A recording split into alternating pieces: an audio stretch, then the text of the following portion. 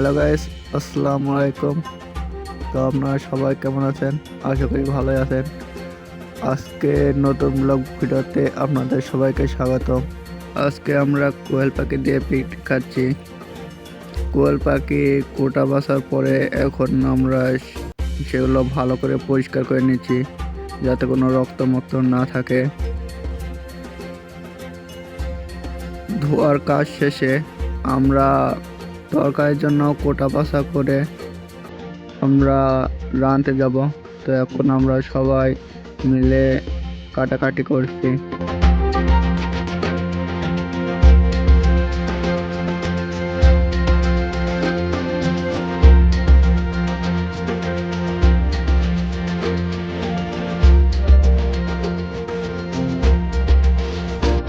কাটাকাটি শেষ করে এখন আমরা কোয়েল পাখির ভিতর ভালোভাবে মশলা মাখিয়ে নিচ্ছি, যাতে রোস্টের সময় অসুবিধা না হয় এবং খেতেও স্বাদ লাগে। এখানে বিভিন্ন ধরনের মশলা এবং সস দেওয়া হয়েছে, যাতে স্বাদ আরও বাড়িয়ে যাবে।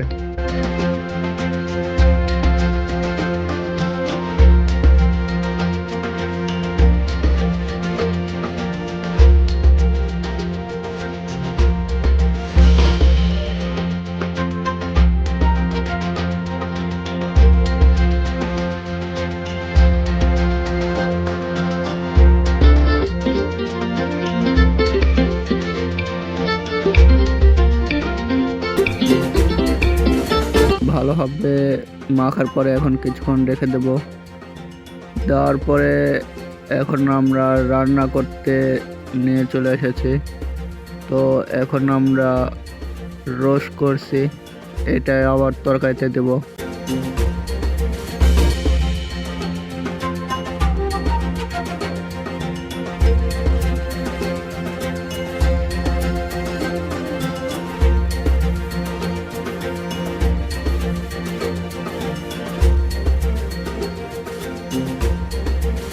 কেটে রাখা ঝাল, লবণ, পেঁয়াজ, মরিচ সব কিছু কষানোর পর পাখিগুলো ছেড়ে দিবেন।